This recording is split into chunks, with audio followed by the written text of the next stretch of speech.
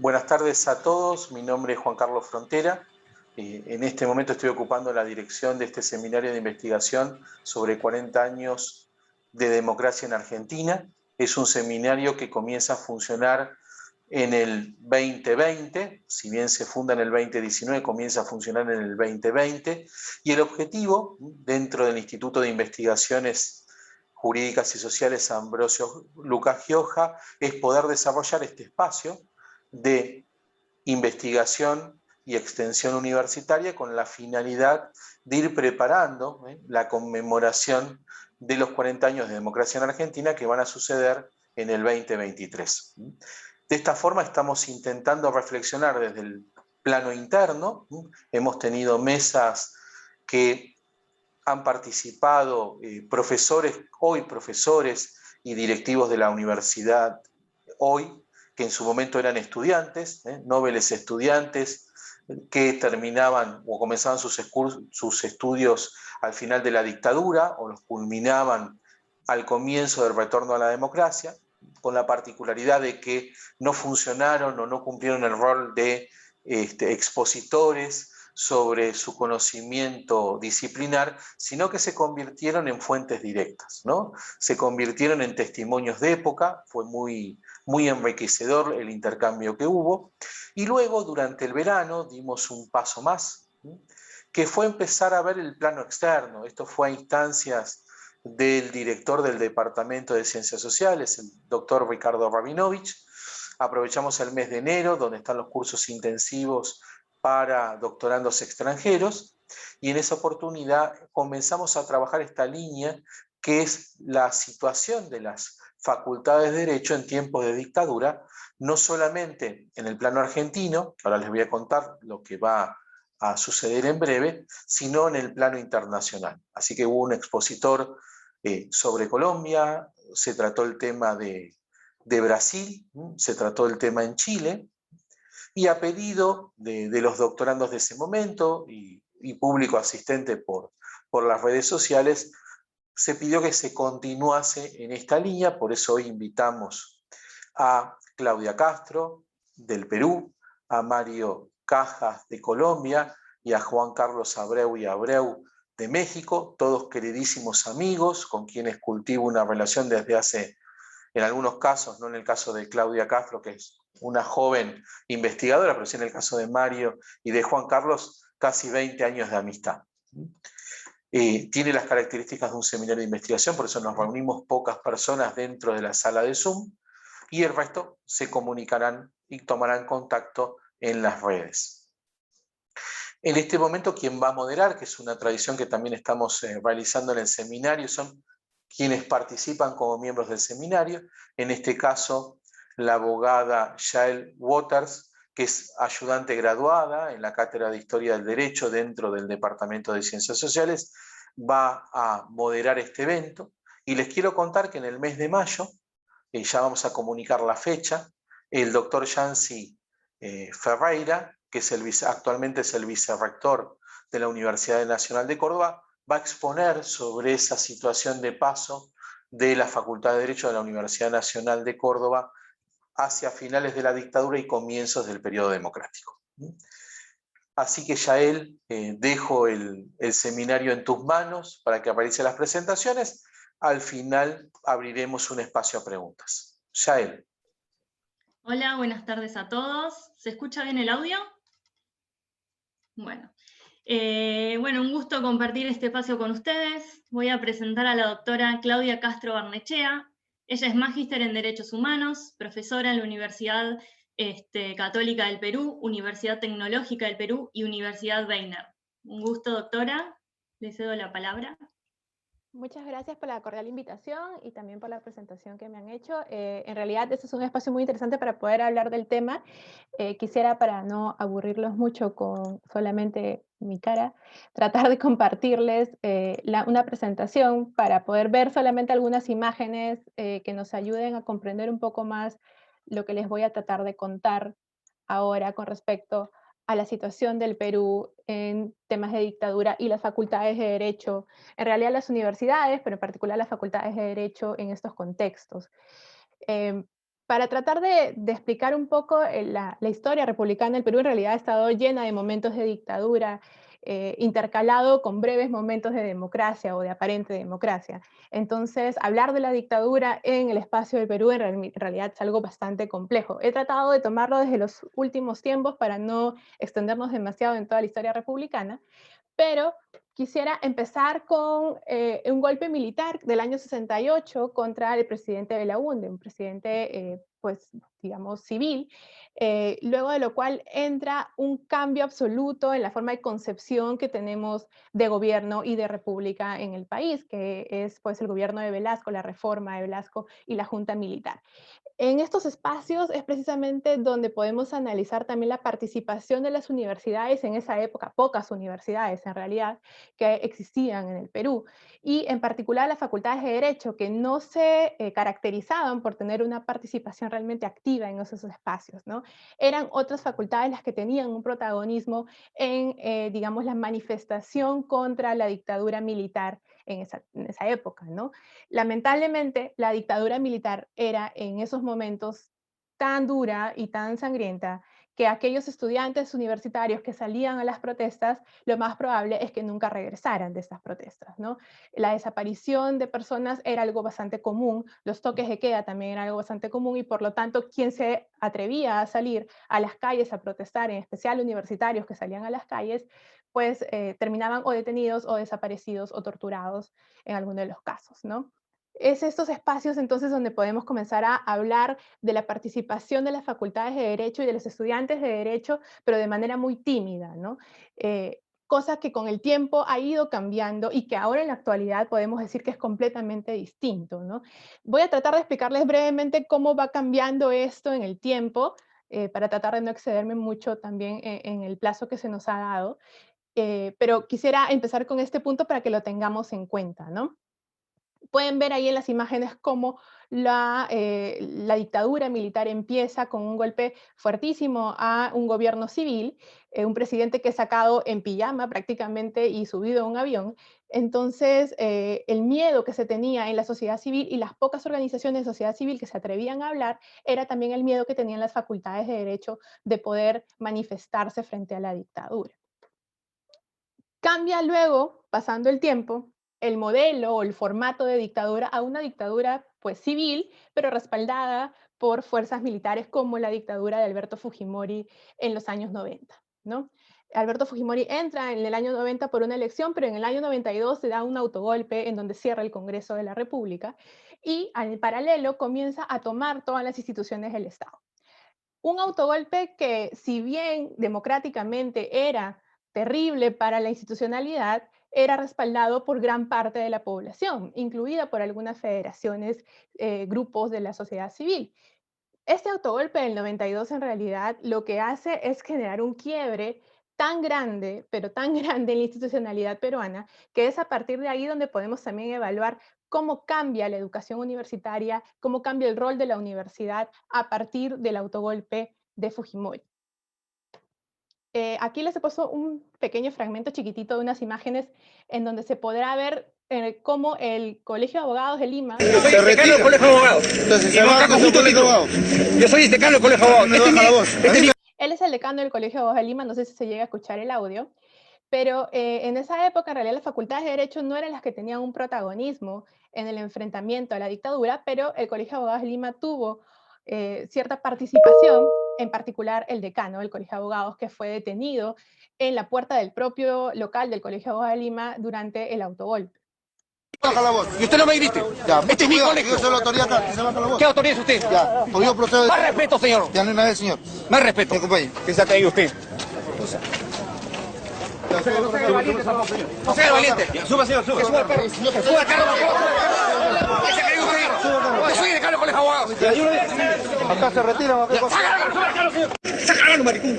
¿Cómo ha dicho?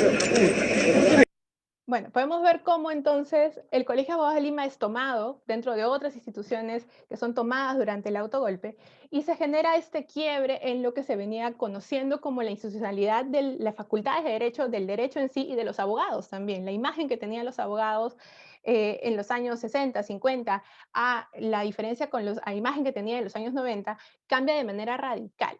Precisamente en este momento, cuando se toma el Colegio de Abogados de Lima y también se toma el Congreso y de otras instituciones estatales, incluso también medios de comunicación, y se toma también las universidades posteriormente, es donde podemos ver el quiebre más grande en la concepción que se tiene de la dictadura y la forma de enfrentarse a la dictadura que se puede tener. La represión y el nivel de represión que tenía con el uso de la fuerza hace que las manifestaciones, a la posibilidad de enfrentarse a la dictadura de manera expresa, sea realmente mínima. Además, después el Colegio de Abogados de Lima, que era uno de las instituciones más tradicionales, con mayor peso en ese momento, también se puede hablar de cómo se ve la dictadura desde el espacio de las universidades. Aquí les he puesto algunas imágenes de cómo estaban las universidades por dentro en el momento del ingreso de Fujimori y del autogolpe, fruto del conflicto armado que se había tenido desde los años 80 en el Perú, ¿no? El conflicto armado y obviamente también los actos de terrorismo que se venían teniendo desde los 80 en adelante, tuvieron un origen muy vinculado con el tema de la educación, y es por eso que la educación también se vuelve uno de los pilares dentro de la reforma que hace Fujimori después del autogolpe. En realidad, analizar todo el conflicto sería realmente muy largo, pero los orígenes principales del conflicto armado están vinculados con situaciones de desigualdad, de discriminación, con temas obviamente de dificultad de acceso a servicios públicos, entre ellos el servicio de educación. Estas universidades, que son universidades nacionales, universidades públicas, son las que fueron en realidad el centro, el campo de batalla, tanto a nivel ideológico, porque pues en realidad Sendero Luminoso, que era ese grupo terrorista, utilizaba la educación como una herramienta también para el convencimiento, pero también en sentido más expreso y físico, porque las universidades fueron militarizadas, ¿no? Tanto en la época del conflicto como después del autogolpe, en donde se empieza esa política antisubversiva por parte de Fujimori, son las universidades el centro y el campo de batalla. Esto obviamente diferenciando las universidades públicas de las privadas, ¿no? Las privadas estaban al margen de toda esta situación, incluyendo las facultades de derecho de las universidades privadas que no se encontraban inmersas, digamos, en el contexto del conflicto, mientras que las universidades públicas sí estaban completamente vinculadas, dependían de esta situación y estaban inmersas en medio de la situación de violencia, ¿no? Pueden ver en las imágenes cómo las aulas eran pintadas por miembros de Sendero infiltrados dentro de las universidades públicas y cómo también se militarizó la educación en esos tiempos por parte de Fujimori y de cómo el contexto cambia para tratar de criminalizar y perseguir también a las federaciones de estudiantes y de esa manera controlar lo que sucedía dentro de las universidades y poder aplacar la oposición que venía tan fuerte desde las universidades públicas y en especial desde ciertas facultades como las de humanidades o sociales, ¿no? Entre estas hay que resaltar definitivamente la Universidad Nacional Mayor de San Marcos, la principal universidad del Perú, la primera universidad y definitivamente una de las que más sufrió durante la época de dictadura de Fujimori, ¿no? Les he puesto ahí también algunas imágenes para que puedan ver más o menos cómo era el contexto en ese tiempo, ¿no? La criminalización dentro de las universidades y en particular de las facultades que se organizaban en federaciones para participar, no necesariamente la de Derecho, que no era la que más participaba, pero sí las de Humanidades y las de Sociales, que eran las que tenían una mayor relevancia y las que salían a enfrentar directamente las situaciones que se dieron durante el conflicto armado y durante la dictadura. De igual manera, podemos ver también aquí en la esquina superior cómo se militarizaron las universidades y se ingresó muchas veces con grupos militares a el campus de la Universidad Nacional Mayor de San Marcos, ¿no? No podemos negar que en realidad las federaciones de estudiantes sí estaban vinculadas en algunos casos con elementos de Sendero Luminoso y con miembros infiltrados de Sendero Luminoso dentro de las federaciones, ¿no? Lo que también hizo un poco difícil poder distinguir entre alumnos que estaban realmente en el ejercicio de su derecho a la educación y de protesta, y también aquellos que estaban infiltrados por parte del grupo de Sendero Luminoso.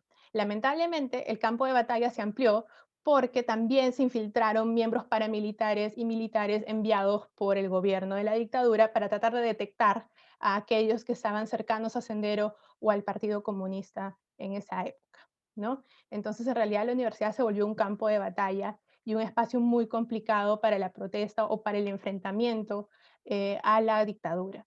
Y obviamente ni decirlo por el lado institucional, porque las facultades de Derecho en particular no se animaban a enfrentarse directamente a la dictadura, ¿no? Otro de los grandes ejemplos es la Universidad Nacional de Educación, conocida como la Cantuta, ¿no? No sé si por ahí le sonará el caso de la Corte Interamericana, el caso de la Cantuta, que es un caso contra el Estado peruano. En realidad, era muy común en esa época que se terruqueara a los universitarios. ¿Qué significa? Que se les trate como terrucos, como terroristas, ¿no? Y los grupos paramilitares formados en la época de la dictadura ingresaban a las universidades, detenían y desaparecían a alumnos e incluso a docentes también. Ahí les he puesto las fotos de aquellos alumnos y docentes de la Universidad de La Cantuta que fueron detenidos y desaparecidos, ¿no? Obviamente luego se encontraron sus restos, ¿no? Este es un caso, como les digo, que llegó hasta la Corte Interamericana y que gracias a eso luego se sancionó al interior y es uno de los casos por los cuales se sentenció a Alberto Fujimori. De igual manera, la criminalización de las federaciones de estudiantes y la militarización de las universidades era algo común en todas las universidades públicas del país, en especial en las más grandes como San Marcos, La Cantuta, UNI, o las grandes universidades de provincias como la Universidad de Huamanga, donde precisamente Abimael Guzmán había sido docente universitario, ¿no? Entonces, como vemos, la educación universitaria pública, sobre todo, era la que más estaba vinculada con la oposición a la dictadura, pero también la que más sufrió el golpe del control que la dictadura quería ejercer sobre ellos, ¿no? Las facultades de Derecho, como les digo, no eran las que más resaltaban en esta lucha, en ese momento todavía, ¿no? A pesar de esto, también las tomas de las universidades tuvieron un gran respaldo popular, lo cual hizo que, pues, contradictoriamente a lo que se pensaría ahora, había un gran respaldo para que ingresen las fuerzas militares a las universidades, tomen las universidades y supuestamente recuperen estos espacios para la educación, ¿no? Lo que se hizo es incluir grandes grupos de militares, meterlos a las universidades a la fuerza, liderados por el mismo presidente que le encantaba en esa época de dictadura populista en realidad, ganar fotos y ganar imágenes ante los medios de que él estaba ingresando a tomar las universidades y recuperar las universidades para los estudiantes. En estos momentos de las tomas es donde más se ve el enfrentamiento directo de las federaciones de estudiantes de algunas universidades que se oponían a la toma de estas universidades por la parte de los militares y la misma dictadura encarnada en Alberto Fujimori que lideraba la toma de las universidades, ¿no? Algunas universidades sí tenían este enfrentamiento directo, como por ejemplo San Marcos. Hay otras universidades como la Universidad Nacional de Ingeniería, en donde prefirieron ellos mismos facilitar el ingreso y facilitar el pintado de las paredes y todo para retomar la universidad, para que los militares no tomaran por completo el poder dentro de las instalaciones, ¿no? Bueno, ahí les había puesto una pequeña imagen del momento de la toma y cómo los periodistas, digamos, rodeaban siempre a Fujimori en este tipo de eventos. Y esta es una dictadura caracterizada por ese tipo de situaciones populistas, ¿no? Y es precisamente la universidad la imagen que Fujimori utiliza para su reforma de la educación, ¿no?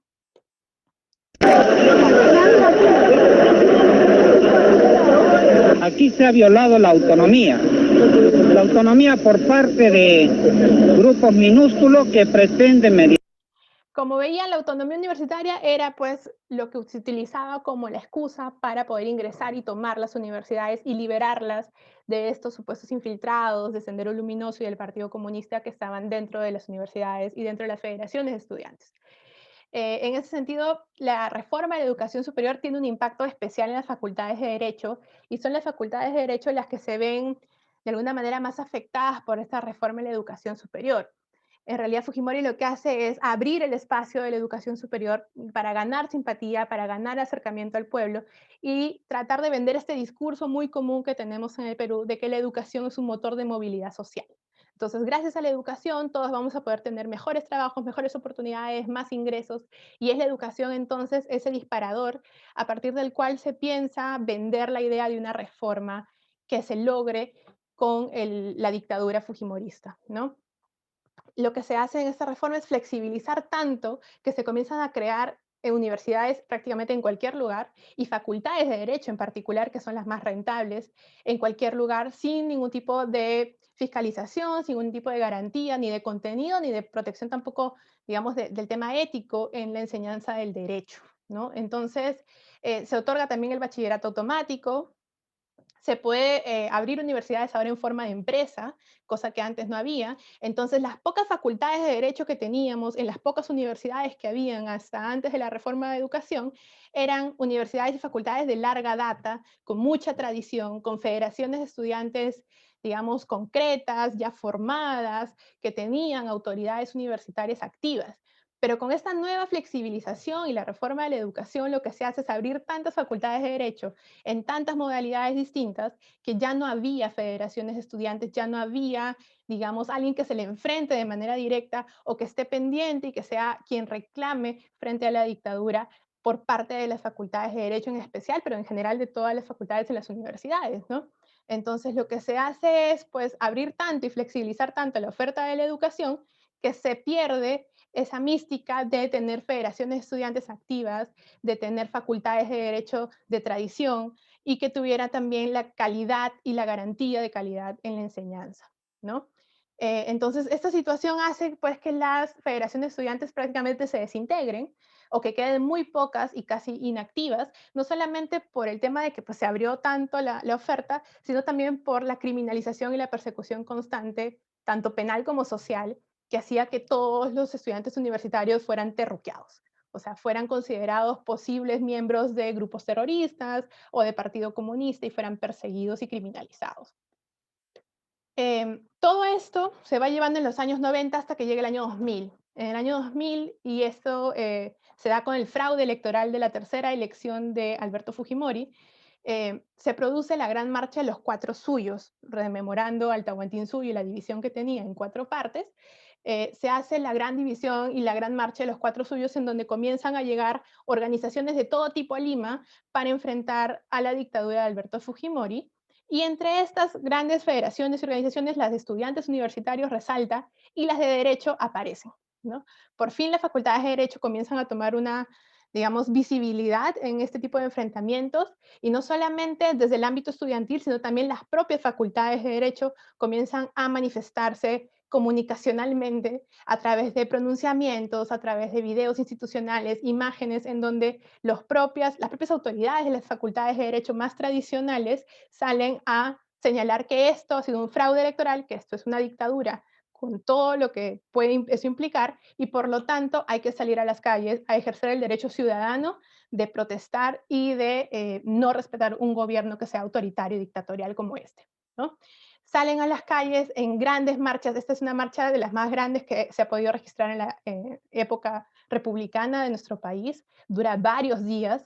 Tiene participantes de federaciones de trabajadores de todo tipo, de estudiantes, de incluso representantes indígenas que vienen a Lima.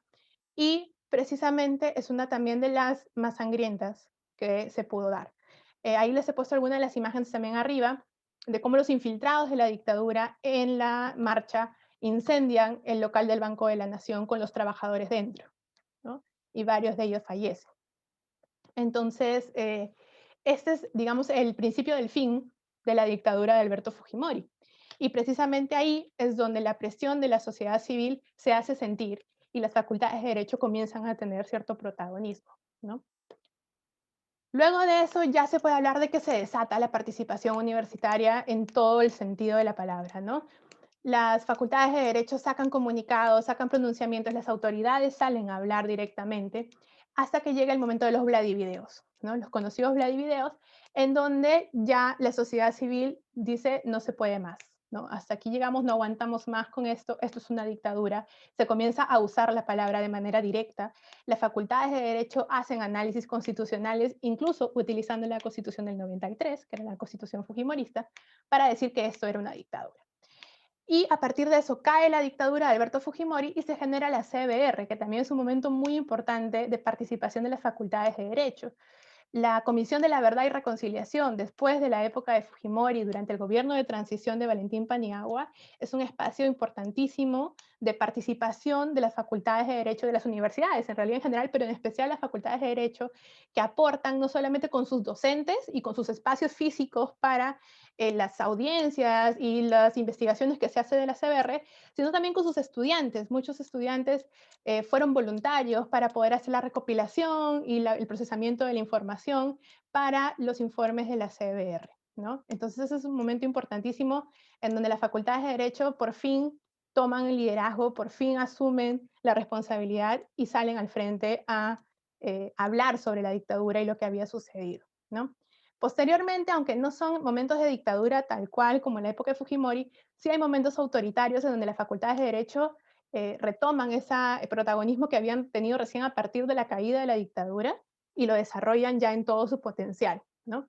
Bagua en el 2009 frente a Alan García es un conflicto social, socioambiental en realidad, en donde las facultades de Derecho también salen a marchar. Las autoridades de las facultades de Derecho también se pronuncian sobre la legitimidad de los decretos que se habían emitido en el año 2009.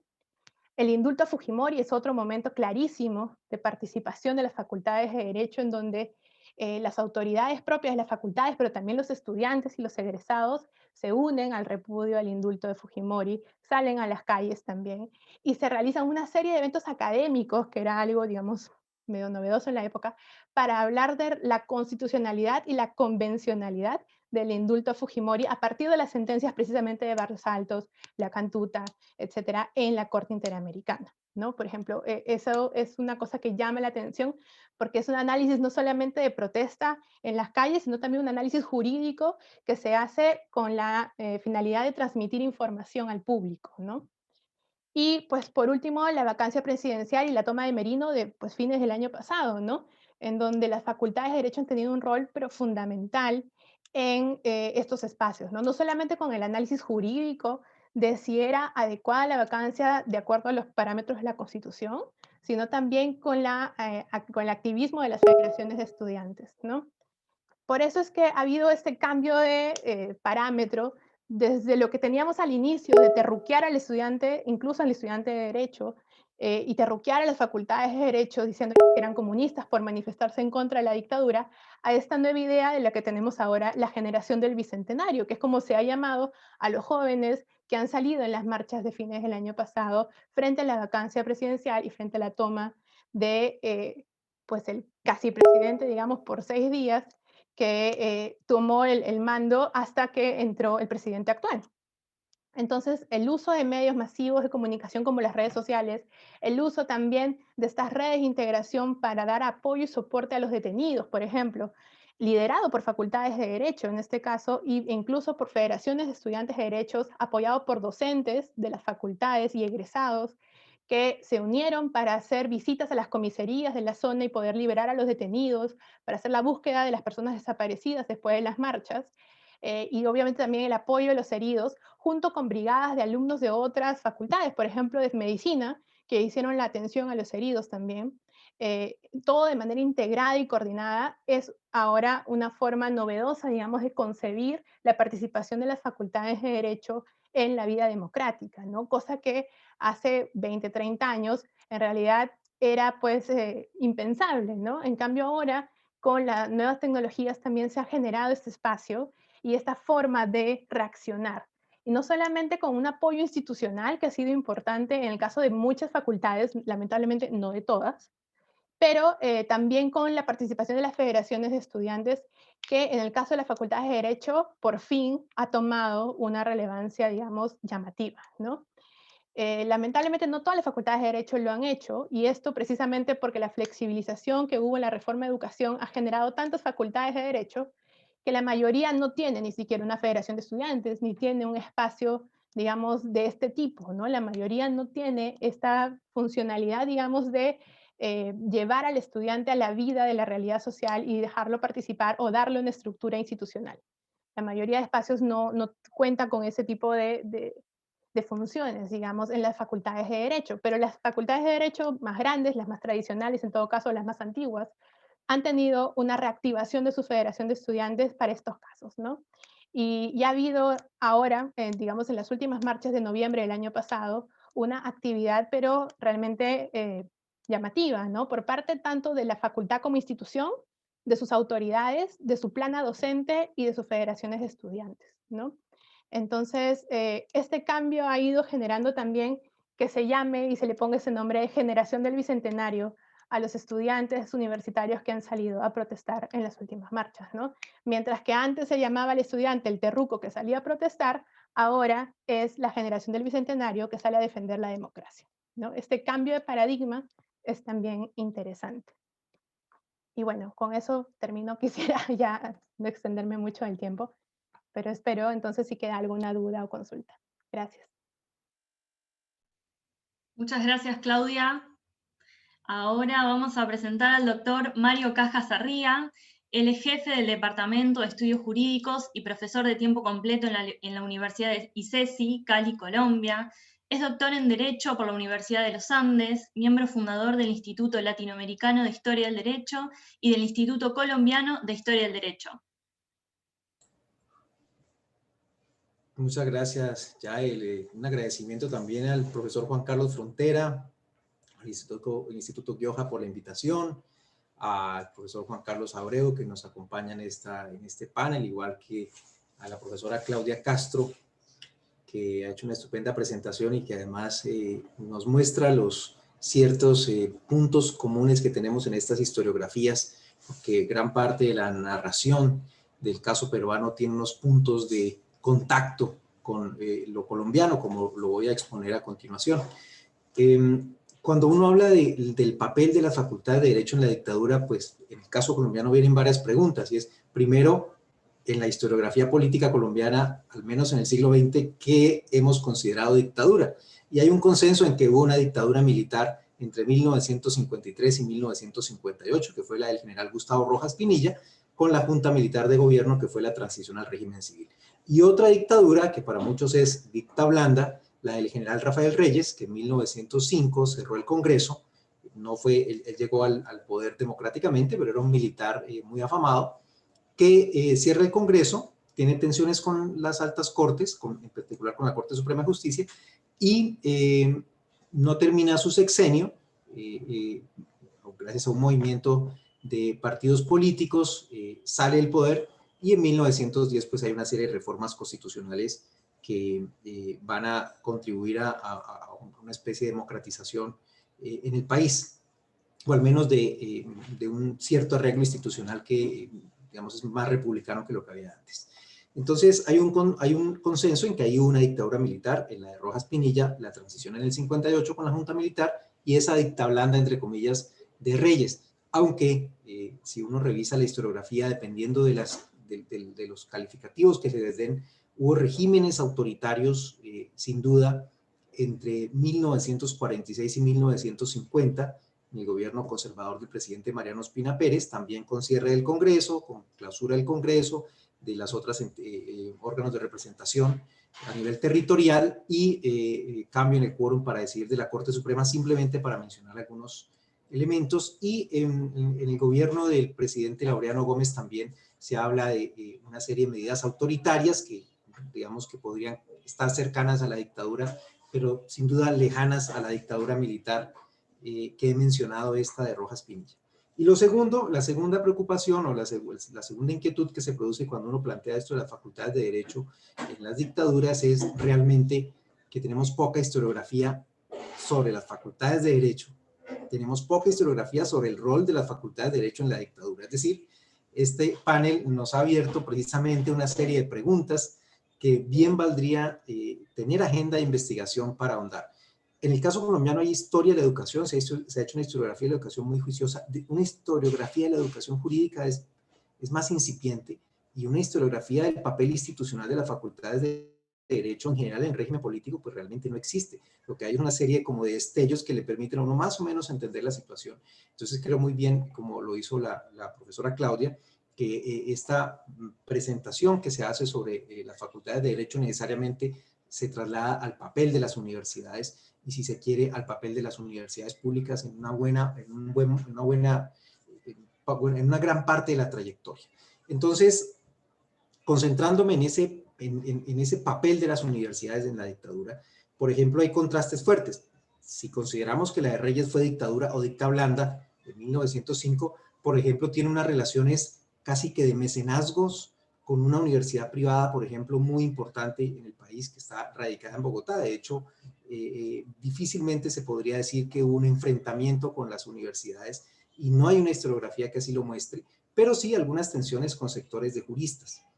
Me gustaría más bien concentrarme entonces en la dictadura de Rojas Pinilla y hacer alusión al autoritarismo del régimen de estado de sitio en la segunda mitad del siglo XX, particularmente en la década de los 60, 70, 80, que tiene unos puntos en común con el caso peruano que se ha mencionado anteriormente, que se ha narrado anteriormente, porque realmente es el uso de del régimen de excepción para atacar al movimiento estudiantil que se lidera en las universidades y que está atado a ese enemigo interno que se empieza a construir desde los 50, que es el estudiante universitario como un posible sujeto terrorista o subversivo, y la universidad como un foco de insurrección. Y eso va a empezar justamente en el gobierno de Rojas Pinilla. Luego pues va a tener otra cara en el régimen civil. Creo que entonces es importante ese contraste. El general Gustavo Rojas Pinilla llega al poder en 1953. Se toma el poder un día en el que hubo 3 presidentes en Colombia: Laureano Gómez, Roberto Urdaneta y Gustavo Rojas Pinilla. Es el comandante en jefe del ejército, de las Fuerzas Armadas, y con el apoyo de liberales y conservadores asume el poder, hay que decirlo, en un momento de grave violencia bipartidista, liberales y conservadores en Colombia, que de manera eufemística se ha llamado la violencia con mayúscula, que deja miles de muertos, desplazados, y que va a explicar en parte los siguientes momentos de violencia de la segunda mitad del siglo XX, incluso con sus proyecciones contemporáneas. Surge, por ejemplo, en esos años 50, después, en pleno fin de la violencia y régimen militar, digamos, empiezan a gestarse las guerrillas liberales, luego las comunistas, que van a ser germen de los posteriores movimientos subversivos. Pero concentrándome en Rojas, llega entonces como una especie de mesías que va a salvar al país de la violencia política. Es apoyado por ambos partidos, incluso un alto dirigente liberal señala que es un golpe de opinión y no un golpe militar. Ciertamente es un golpe sin balas, sin violencia, pero estos primeros meses de Rojas Pinilla son una especie de luna de miel con la población. Hay un apoyo grande de la opinión pública, de los partidos, de los gremios, pero en 1954 van a empezar los problemas. Él ya empieza a tener tensiones con la rama judicial a finales del 53, pero dada el grave deterioro de las instituciones y la situación de violencia y de impunidad, cualquier reforma que se proponga, incluida la reforma de la justicia, es vista con buenos ojos por la población. Así que ese incidente de tensión entre la Corte Suprema y Rojas Pinilla no tiene tanto impacto. Él propone una reforma constitucional que le he contado yo en distintos lugares, que es muy particular, porque es crear un tribunal de garantías constitucionales para suprimir la justicia constitucional que tiene la Corte Suprema de Justicia en ese momento, desde 1910, absorber el Tribunal Supremo del Trabajo, que era un órgano que tenía toda una jurisdicción especializada en el trabajo, y integrarla a la justicia ordinaria para convertir ese Tribunal Supremo en una Corte de Casación, y otras reformas que lo que muestran es un intento de controlar la Corte Suprema y las altas cortes, es decir, un intento de captura de las altas cortes. En su momento es visto como algo saludable, la reforma se hunde, hay críticas de juristas, es un momento, fíjense ustedes, incluso la Imprenta Nacional de Colombia publica un texto en donde muestra las opiniones divergentes a la propuesta de Rojas, es decir, el mismo gobierno imprime un documento en donde muestra la propuesta, y los que se oponen, la mayoría son juristas. Es un momento distinto al de 1954-55, en la medida en que se va convirtiendo en una dictadura, lo que inició como un gobierno de transición. En junio de 1954, los estudiantes de la Universidad Nacional de Colombia, que es la más grande, una de las más importantes del país, sin duda, están conmemorando el fallecimiento de un estudiante asesinado hace 30, 40 años en esa época. Se produce la muerte de un destacado estudiante, líder estudiantil, en esa conmemoración. Al día siguiente se movilizan los estudiantes manifestándose, se habla de cerca de 10.000, se van hasta el Palacio de Gobierno, con distintas exigencias. Es una manifestación pacífica. De un momento a otro, la versión del ejército es que hubo disparos, balas que salen de un edificio. Lo que se logró probar fue que el ejército disparó, y era el Batallón Colombia, el batallón que acaba de llegar de Corea de participar representando al país. Colombia es uno de los países de América Latina que participa en la Guerra de Corea del 52. Este batallón especializado, entrenado, está en la calle, se producen disparos, mueren varios estudiantes, quedan heridos cerca de 300, se producen detenciones de profesores universitarios muy destacados, intelectuales de izquierda, ex rectores de la Universidad Nacional, decenas, centenas de personas, y a estos hechos el gobierno le atribuye dos causas. Una, que son algunos revoltosos, pero ya empieza a hablar de que hay infiltrados comunistas, de que es el comunismo internacional. Luego las investigaciones pues arrojan que fue simplemente un enfrentamiento de los militares con los estudiantes. Entonces junio del 54 se marca como un momento, digamos, de enfrentamiento directo del régimen militar con los estudiantes. Y aquí hay que decirlo, las facultades de Derecho, Medicina e Ingeniería eran las facultades más importantes en general en todas las universidades del país para esa época. Las de Ciencias Sociales apenas están surgiendo, no tienen la potencia, van a ser mucho más fuertes en los 60, 70, en general, por supuesto. Entonces, las facultades de Derecho están ahí presentes en esas movilizaciones. El movimiento estudiantil no se desactiva por este episodio, se producen una serie de manifestaciones en todo el país, son reprimidas, y el general Rojas, no voy a contar los detalles porque hay mucho dato aquí, finalmente nombra incluso a un militar como rector de la universidad.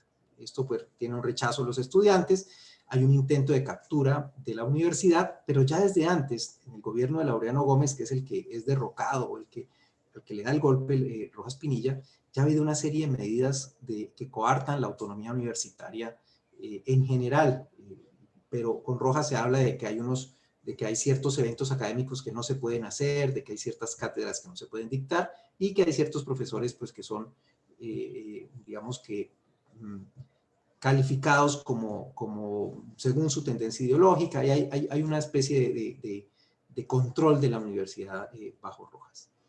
En la 1956, Rojas ahora sí intenta, por decreto de estado de sitio, hacer parte de la reforma del 53 que no le funcionó.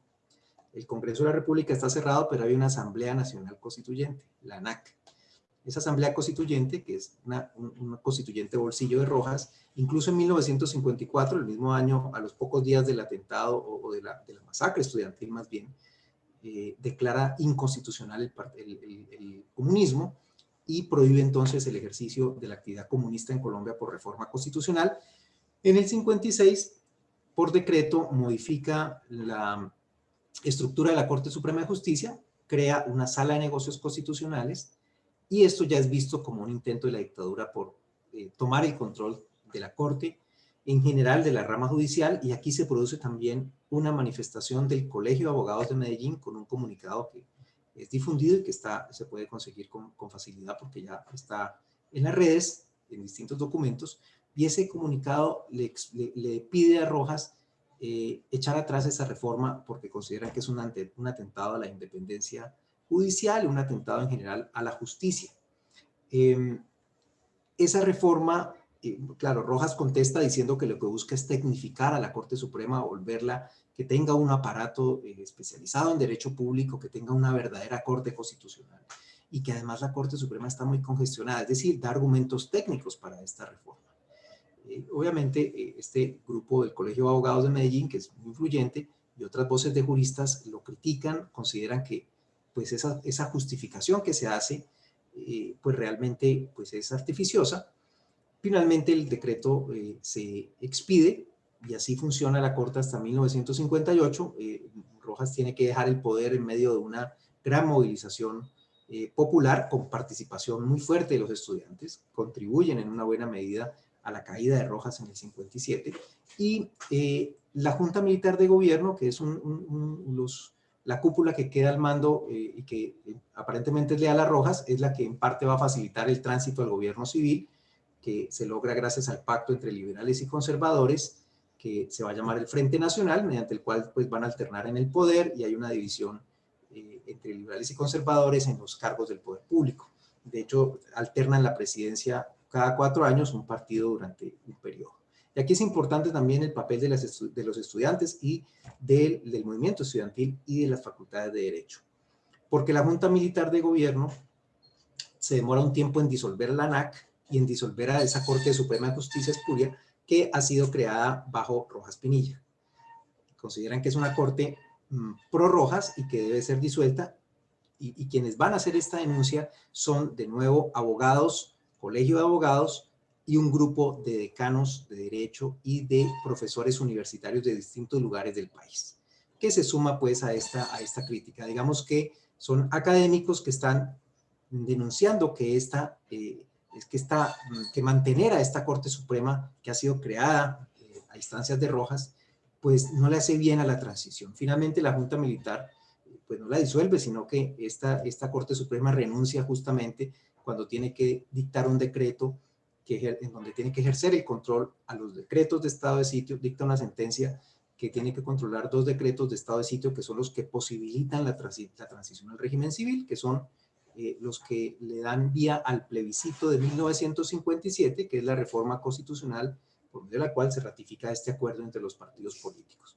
Esta corte, la gran mayoría de ella renuncia justo al día siguiente de este fallo, en el que se han declarado inhibidos, y en los salvamentos de voto pues dejan constancia de que hubo presión para que ellos fallaran de la manera en que fallaron. Es un momento de gran tensión política, pero lo cierto es que, de nuevo, aquí hay una participación del movimiento, de líderes de las distintas facultades de Derecho y del gremio, digamos, de colegios de abogados. Principalmente el Colegio de Abogados de Medellín, de nuevo, que es el que convoca a este comunicado en donde firman pues, los grandes académicos del momento. Ya en el gobierno del Frente Nacional, en esta alternancia entre los partidos, que es el régimen civil, se va a hacer uso del estado de sitio en distintos momentos, sobre todo luego de la Revolución Cubana y el auge de los grupos guerrilleros de distintas corrientes en Colombia. Algunos de esos grupos guerrilleros empiezan a infiltrar algunos sectores de las universidades, sobre todo las públicas, también tienen simpatizantes, y en general, sobre todo, hay una preocupación porque la revolución se esté gestando en las universidades y hay una persecución a través de distintas medidas de estado de sitio. En algunos casos ciertos comportamientos como son considerados unos delitos que serán juzgados por la justicia penal militar. Y esto aplica tanto para el movimiento estudiantil como para los movimientos sindicales, como para las distintas expresiones de movimientos sociales que son perseguidos a través de estos decretos, a veces con vínculos con las guerrillas y con grupos al margen de la ley, y otras veces solamente por simpatía o por militancia política, pero no militancia en estos grupos al margen de la ley. Esa persecución va a darse a lo largo de los 60, de los 70. Por ejemplo, en 1971 es muy amplia una manifestación que se produce, que para muchos es el impacto de mayo del 68, y de Tlatelolco mexicano en Colombia, una movilización grande en todo el país, el movimiento estudiantil, las federaciones de estudiantes, y así a lo largo de los años 70 estos movimientos estudiantiles son fuertemente reprimidos, sobre todo las movilizaciones en la calle. A veces no es fácil establecer la línea entre, a veces son infiltradas las protestas estudiantiles, a veces terminan en actos de vandalismo, en actos de turbación del orden público. Por ejemplo, esta del 71 que he mencionado, hay distintos factores que la posibilitan, algunas de ellas son reclamos de la autonomía universitaria, en otros se pide cogobierno, e incluso protestas en algunas universidades públicas por la llegada de instituciones internacionales y de cooperación, incluso de la Fundación Ford, para lo que se ve como una especie de influencia estadounidense en la universidad pública. Entonces se producen unos actos incluso violentos contra manifestaciones, contra inversiones de esa cooperación internacional en la universidad pública, lo que se llama, digamos, de manera coloquial, la influencia del imperialismo yanqui en la universidad pública. Los 60, 70 entonces son marcados por el movimiento estudiantil, por la protesta estudiantil, por la búsqueda de la autonomía universitaria. En los 80 decrece, uno podría decir que decrece, y esas medidas de estado de sitio que se usan en contra del movimiento estudiantil, entonces, si bien no se pueden enmarcar dentro de una dictadura, sí son ciertamente autoritarias. El solo hecho de que civiles sean juzgados por militares, de que se establezcan, de que se dicten decretos con efectos retroactivos, tipos penales con efectos retroactivos, solo para mencionar, pues es una medida ciertamente vulneratoria de los derechos, pero además se denuncian torturas. Creo que renglón aparte merece el Estatuto de Seguridad de 1978, que es un paquete de medidas que dicta el presidente Julio César Turbay Ayala. Ojo con esto, 78, muy de la mano de los procesos de lo que ha ocurrido en Argentina en el 77 y en general en del Cono Sur, el impacto de la dictadura militar del Cono Sur, para muchos se da en ese Estatuto de Seguridad. Ese Estatuto de Seguridad refleja, es emblemático en términos de las medidas más represivas. Ese estatuto está vigente hasta 1981, compila las, entre comillas, mejores prácticas de toda la represión jurídica que se ha establecido en los 60 y 70 en un decreto. Le da un poder enorme a la fuerza pública, a las autoridades de policía, a los organismos de inteligencia. Se empiezan a reportar los primeros violaciones de derechos humanos en Colombia a nivel internacional. Amnistía Internacional, la Comisión Interamericana, toma nota de esto que está ocurriendo en el país. Y para 1981 se produce el otro efecto, y es que se empiezan a fortalecer el movimiento de derechos humanos en Colombia, que por supuesto ya había empezado unos años antes. Y ahí por supuesto tienen un papel importante los estudiantes, pero también los juristas. En el movimiento de derechos humanos, en este primer movimiento, en esta Comisión Permanente por los Derechos Humanos que se forma, digamos, para denunciar, para hacer visibles las torturas por parte de la fuerza pública a grupos de distintos movimientos sociales y a ciudadanos que no pertenecen incluso a ningún movimiento social. Hay juristas aquí. Va a estar, por ejemplo, un magistrado, quien luego sería magistrado de la Corte Suprema de Justicia, hay penalistas muy destacados, por supuesto, políticos, sectores incluso de la Iglesia Católica, y entonces se produce precisamente el fortalecimiento del movimiento de derechos humanos. Se internacionaliza además la discusión sobre derechos humanos en Colombia. Van a surgir otros movimientos como el movimiento Firmes, e incluso Gabriel García Márquez tiene un papel importante en esa denuncia de la violación de derechos humanos en ese momento.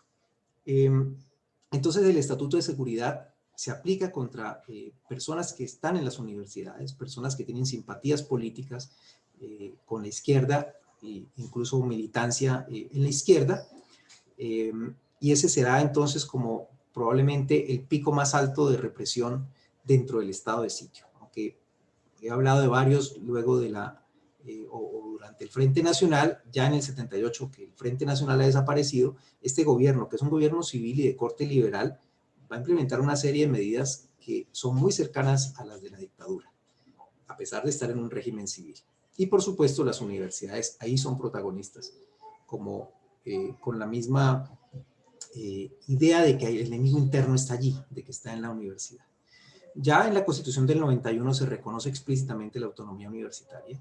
Luego la ley que es la ley 30 del 92 va a tener un curso similar al de las reformas peruanas de permitir la amplia creación de universidades privadas. Otro modelo de universidad aparece allí, y diríamos que contemporáneamente pues ya las manifestaciones que han surgido de tipo estudiantil ya no estarían dentro de la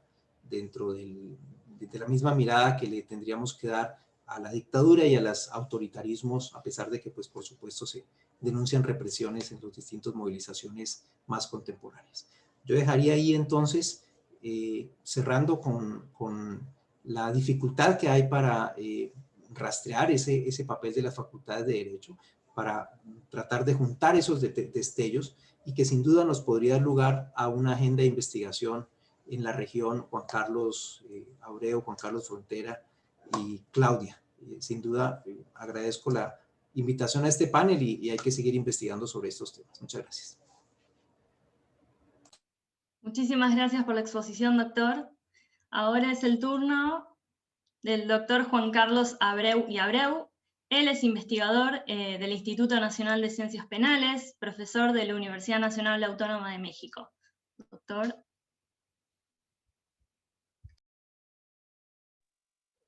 Bien, pues muchas gracias. Espero que se me esté escuchando correctamente. Me sumo efectivamente a la hipótesis central de Mario Cajas. Hace falta una historiografía de la evolución de las facultades de derecho.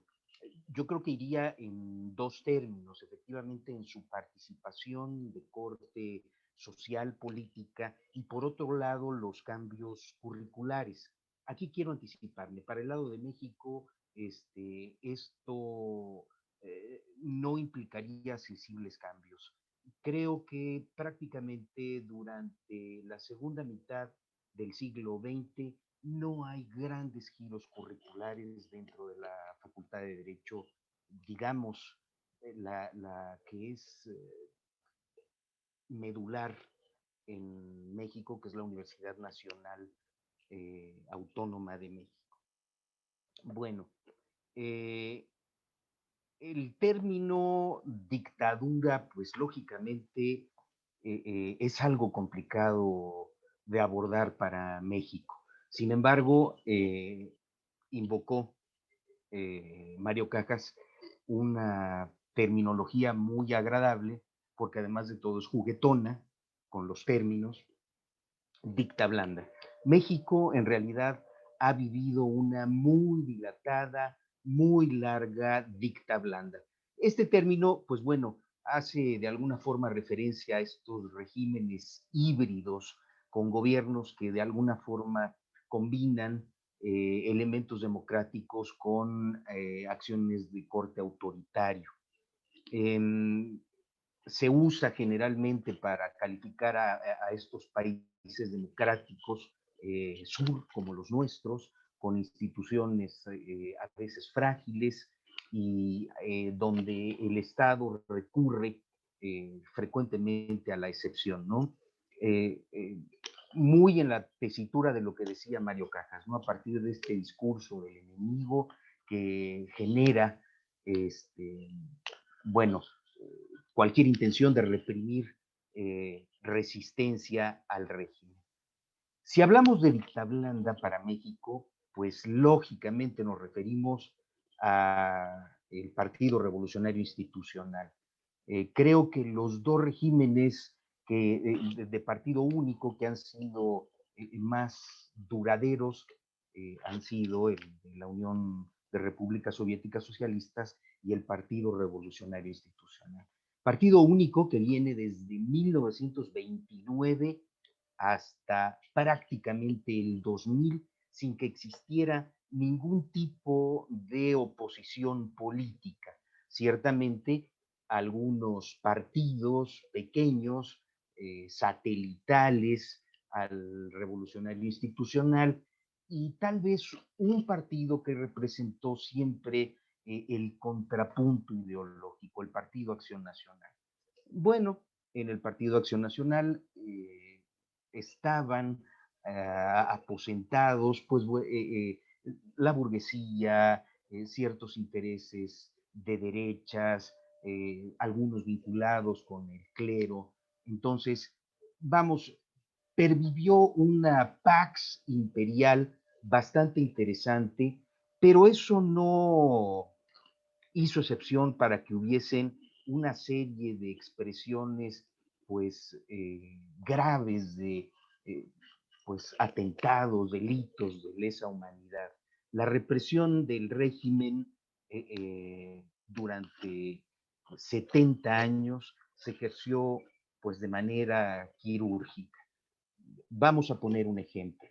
La ley de disolución social de 1941 permitía que el Estado actuara a sus anchas contra cualquier disidencia política. Se les permitía el encarcelamiento frente a cualquier persona que emitiera, ya sea mediante un discurso o impreso, ¿no? Cualquier propaganda política y que difundiera programas contrarios, ¿no? A esta visión de soberanía. Por supuesto que hay la maquinaria del PRI funcionó pues muy bien mientras estuvo aceitada, ¿no? Se perpetuaba en el poder por vía del ejercicio del sufragio, muy corporativo, los mecanismos de cooptación de los diversos grupos sociales, sindicales. Consecuentemente había una estructura de corte piramidal que concedía al presidente de la República pues una absoluta discrecionalidad. Era un régimen terriblemente presidencialista. Consecuentemente, las entidades federativas, nosotros somos una república federal, entonces las entidades federativas de alguna manera estaban sometidas o juzgadas a los intereses del PRI. Hay que hacer una puntual observación.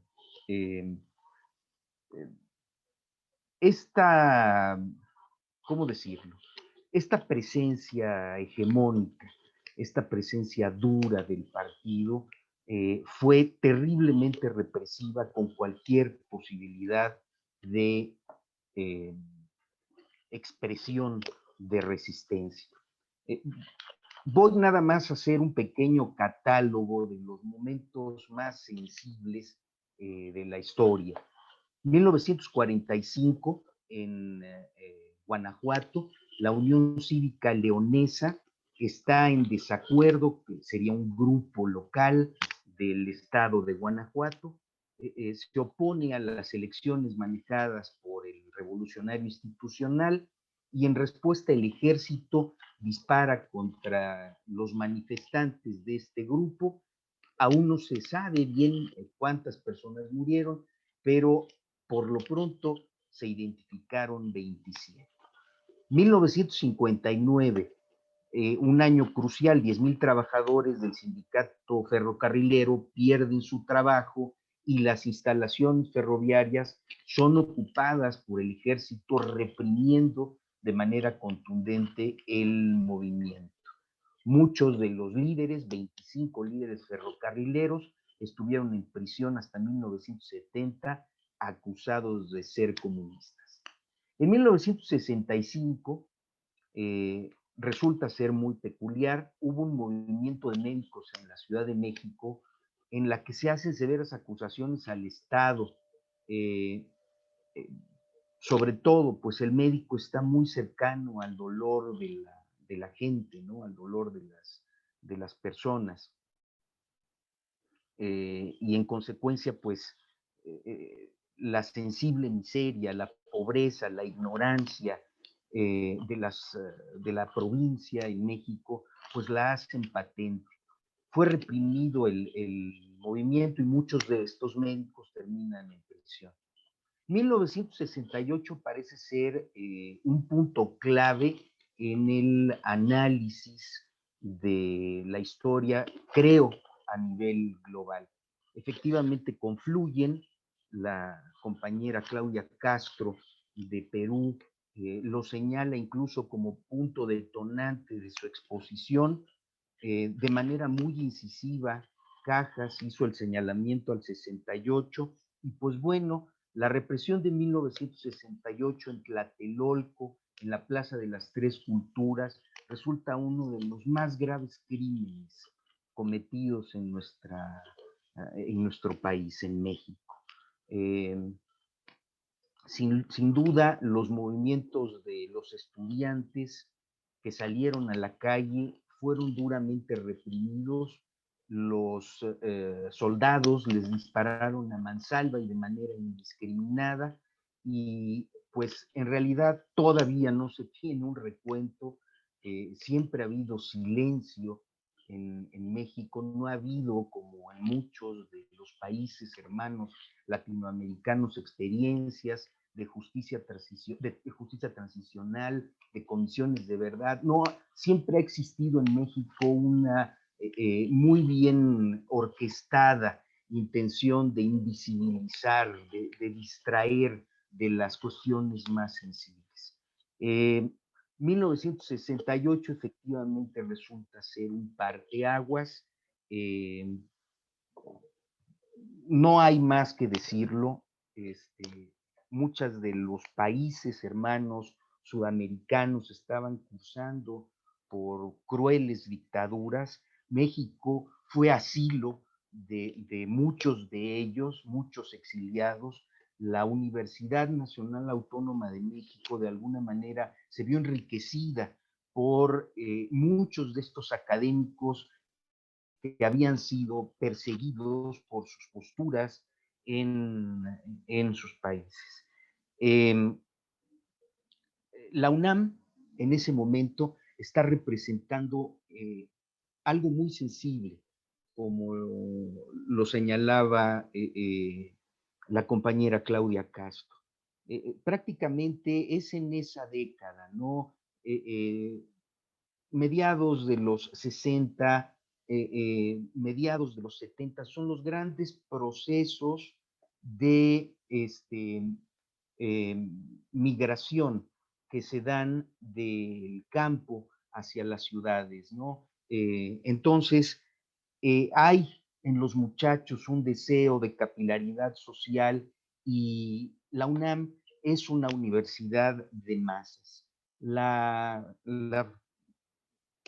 Pues se populiza en realidad la UNAM y esto pues da como consecuencia el hecho de que se vea con cierto descrédito a los egresados de la UNAM. Será una etapa posterior, pero, bueno, luego señalaré eso. Mientras, a partir de esta digresión que me permitió el 68, voy a tratar de regresar. 1974, a este, digamos, recuento de daños, ¿no? De la función represiva del Estado mexicano. 1974 en Guerrero, una comunidad de personas que aparentemente estaban vinculadas con la organización guerrillera de Lucio Cabañas fueron detenidos, interrogados y torturados. 1977 a 1978 está documentado que grupos paramilitares mataron a 302 campesinos. Quizá el caso más representativo de la violencia política en México se da en el régimen de Salinas de Gortari, 1994, cuando detona el movimiento zapatista y resultan ser muertos, desaparecidos y consecuentemente dados por muertos 46 indígenas. Para 1997, en Chiapas, hubo una matanza en Chenaló, 15 niños, 9 hombres, 21 mujeres, 4 de ellas embarazadas, todos indígenas, fueron asesinadas por un grupo paramilitar formado y entrenado por el ejército. Bueno, creo que entonces igual compartimos con todos los hermanos latinoamericanos, y además de todo lo digo en el sentido de identidad, las coordenadas de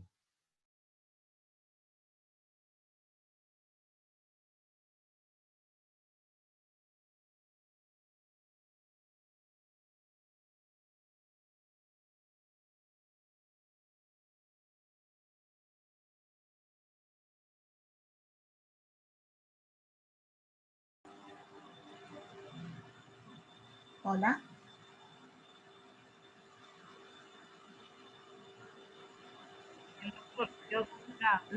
Quedó congelado, ¿no? Sí. Ahí. Esperamos. No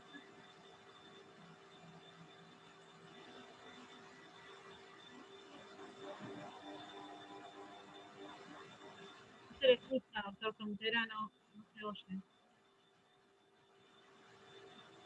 ¿Ahora se escucha? Sí.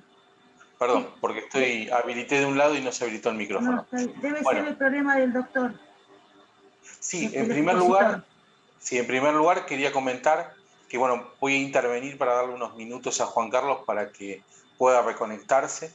Quiero agradecer particularmente la moderación de Yael, la presencia de Alejandra Rodríguez, que es miembro del seminario, Mayerlin López, que también se encuentra, Clidia Rodríguez, que está viendo por YouTube, al igual que Gonzalo Sanimena y otros miembros del instituto, y particularmente a los expositores, a la profesora Claudia Castro y a Mario Cajas. Primero, Claudia, quiero destacar, que no lo hice en el momento para no intervenir,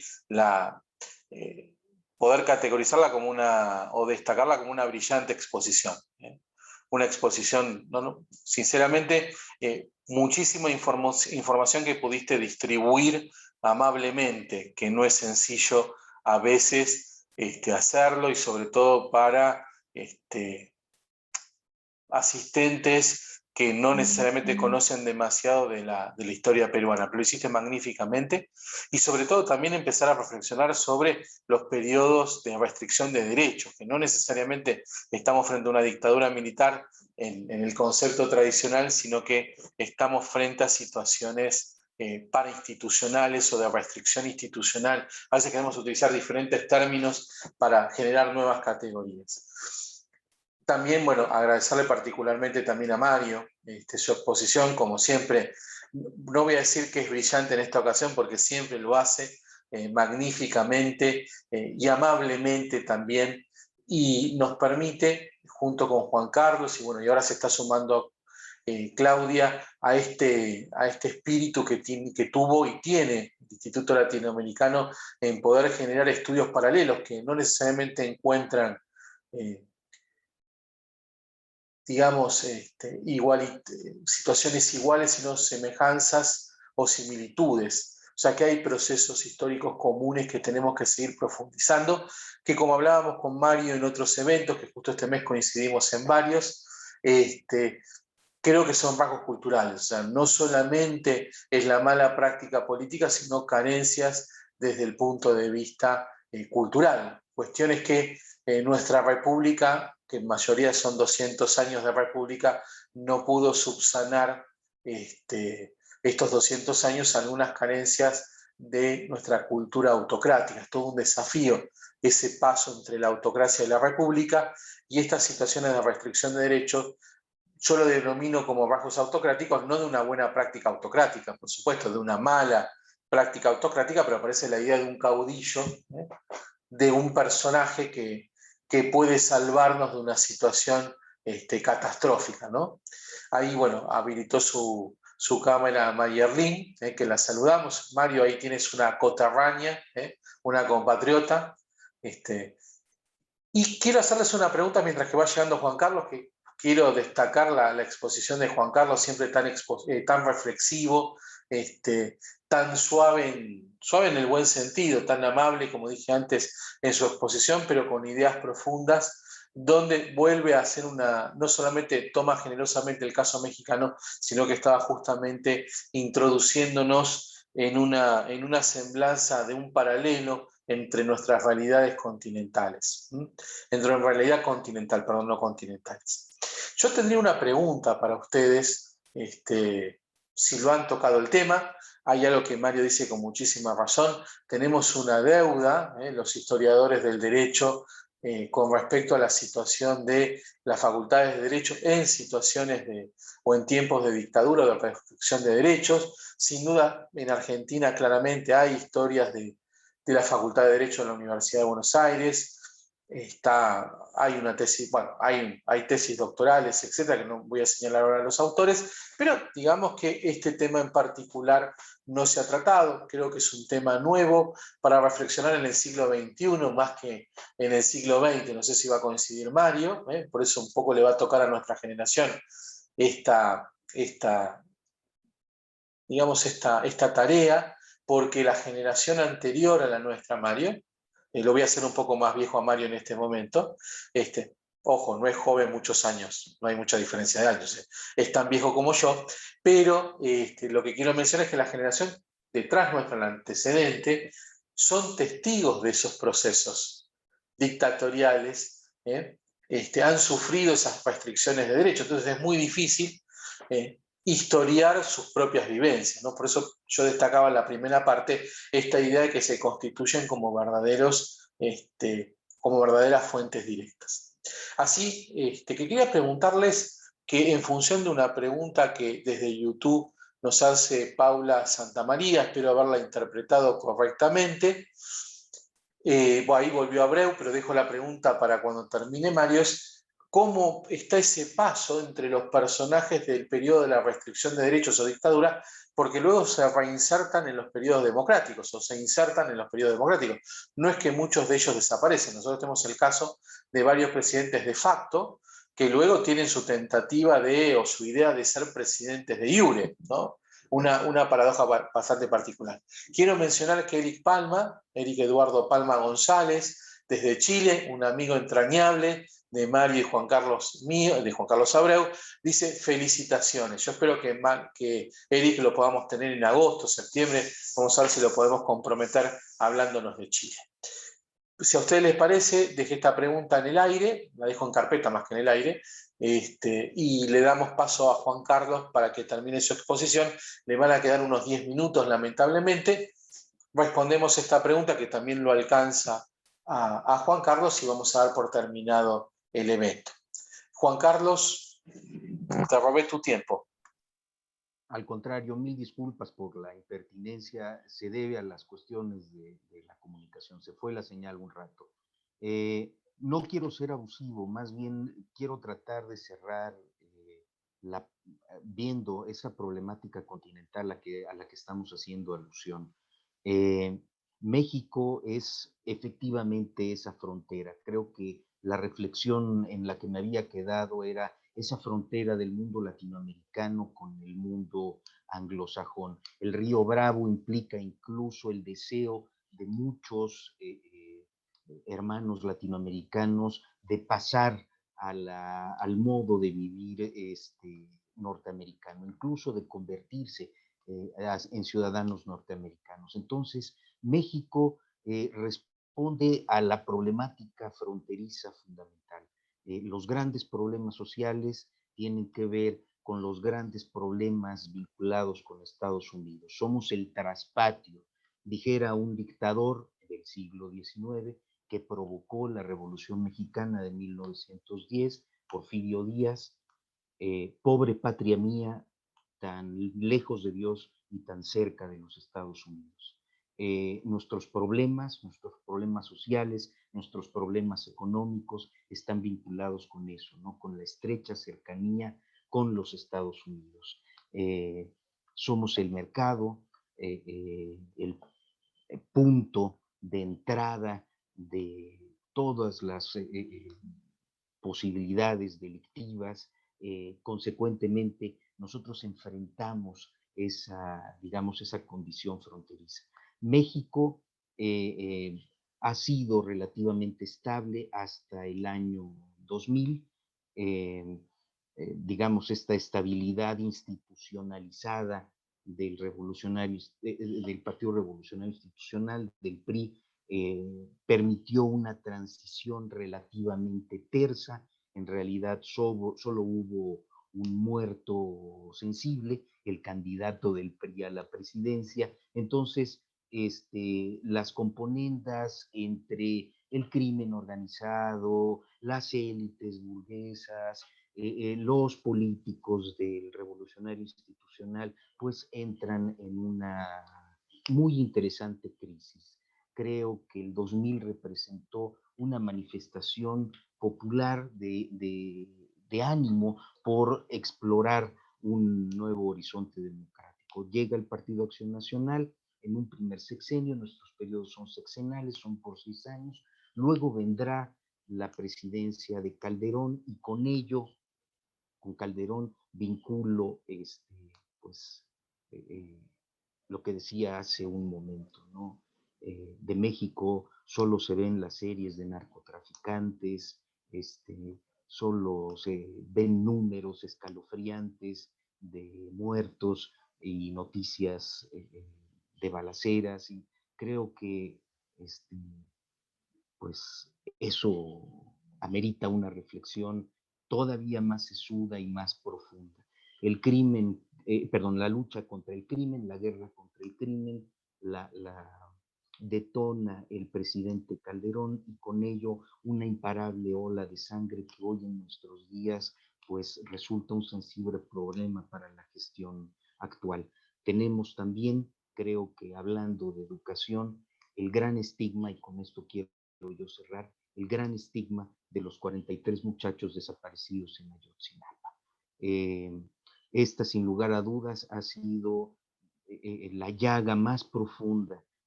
Creo que como padres, como, no sé, como maestros, como académicos, como gente que comparte las universidades, creo que no puede haber nada más brutal que nos quiten a los muchachos, ¿no? Y sobre todo por lo que piensan. Quiero llegar hasta aquí. Es una agenda abierta. Creo que sí podríamos preparar. Estamos, yo creo, convidados a preparar con mayor precisión derroteros temáticos. Hay asignaturas pendientes y creo que es nuestro deber abordarlas. Muchas gracias, Juan Carlos, Claudia, Mario, las compañeras que están detrás de esto. Muchas gracias por hacer de esto un verdadero convivio. Juan Carlos, bueno, ¿se escucha? ¿Me escuchan? Quería, bueno, felicitarte. No habías escuchado esa parte, había escuchado tu primera exposición, pero justo no estabas. Quería felicitarte, agradecerte como siempre. Y tiene un carácter particular, Juan Carlos, porque humaniza las exposiciones, ¿no? Él vuelve humano el texto escrito o la exposición oral.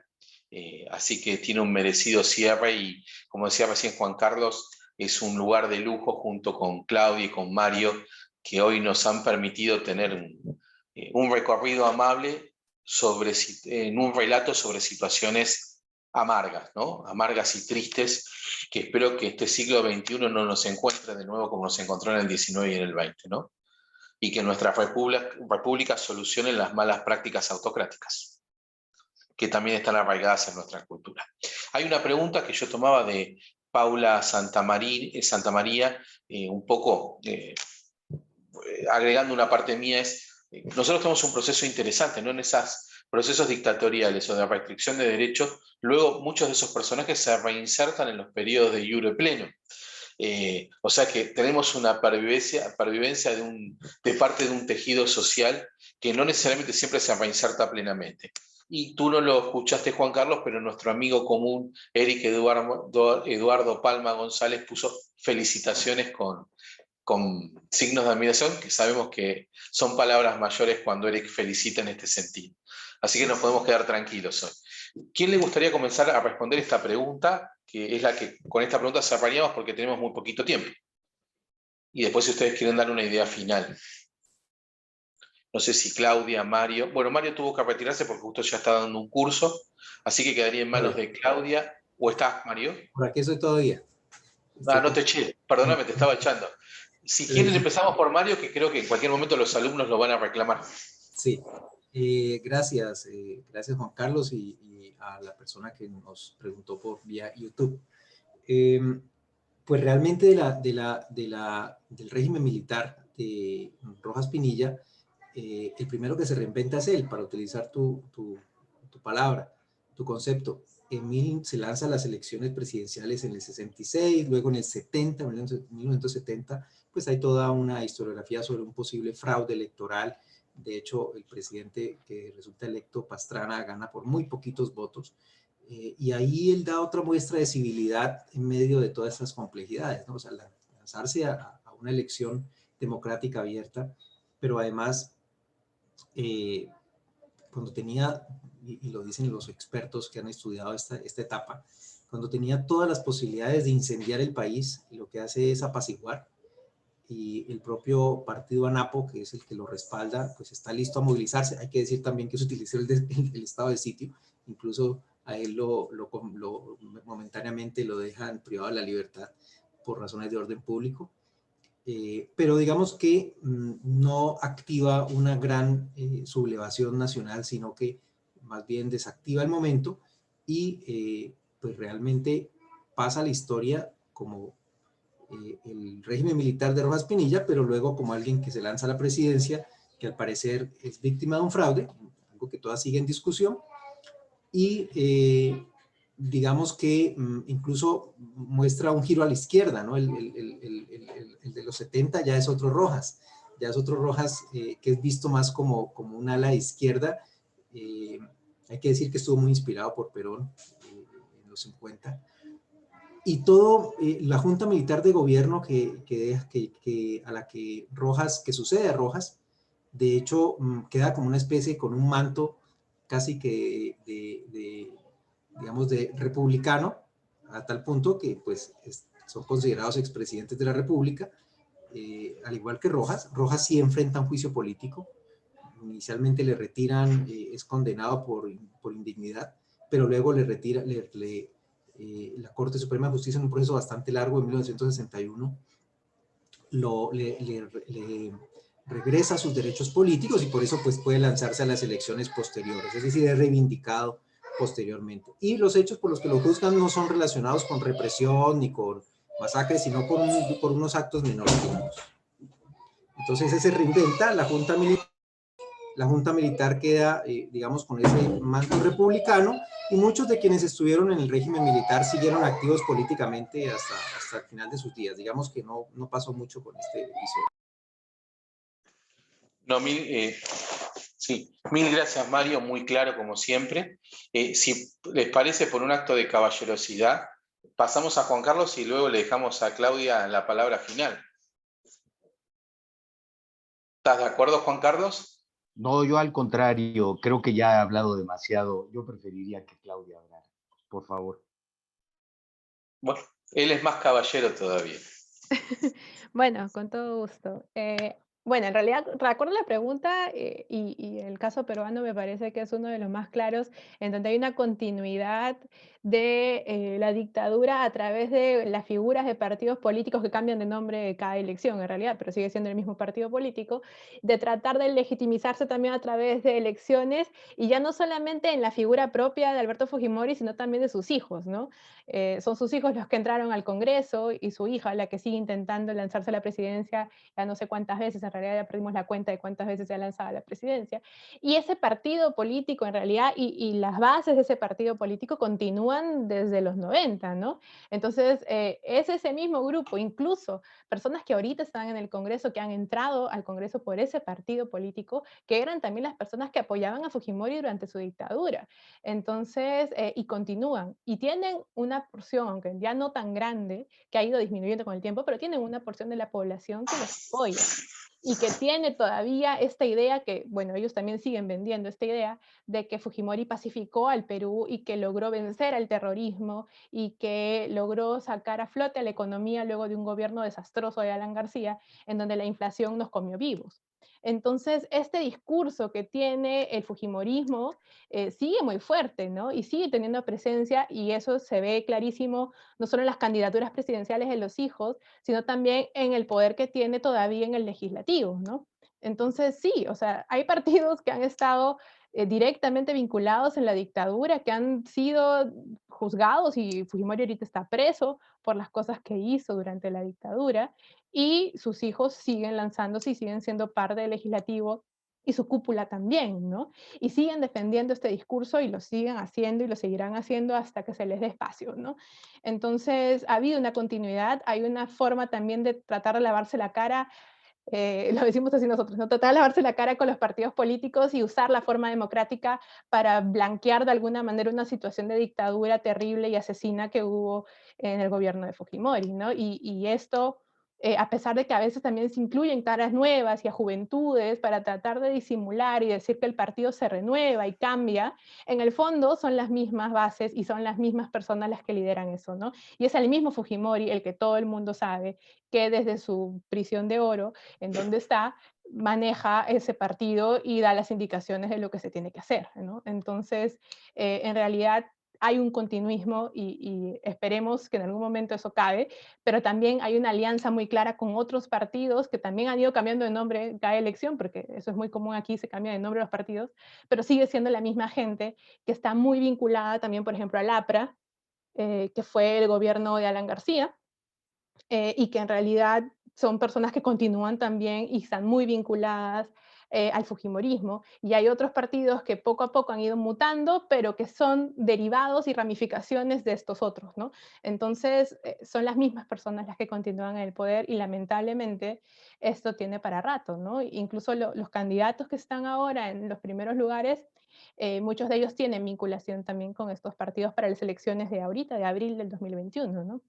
Entonces, bueno, es lamentable, ¿no? Pero eso es lo que nos está tocando enfrentar ahorita.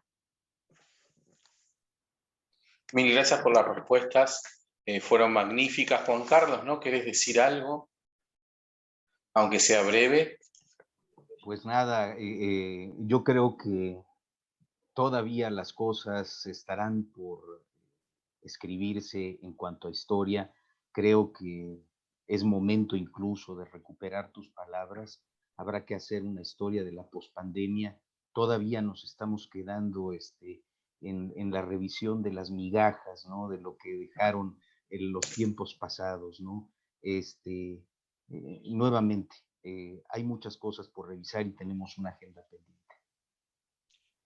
Eso nos garantiza que nos vamos a seguir reuniendo, Juan Carlos, Así que será. eso es lo más importante. Y vamos a poder cultivar la amistad, que también es lo que queda también. Además de las hojas que uno puede escribir, ¿no? También le quiero agradecer a Yael la moderación, que fue su primer moderación, así que también le doy un aplauso a ella. Y les agradezco, muchas gracias. Les agradezco infinitamente que hayan cedido parte de su tiempo a cada uno de ustedes, porque yo siempre digo una frase que el tiempo es el único recurso no renovable que tenemos, o sea que cada vez que regalamos nuestro tiempo, estamos regalando espacio vital, y es uno de los mayores regalos que puede hacer el ser humano. Así que gracias. Y damos por finalizado el acto, no sé.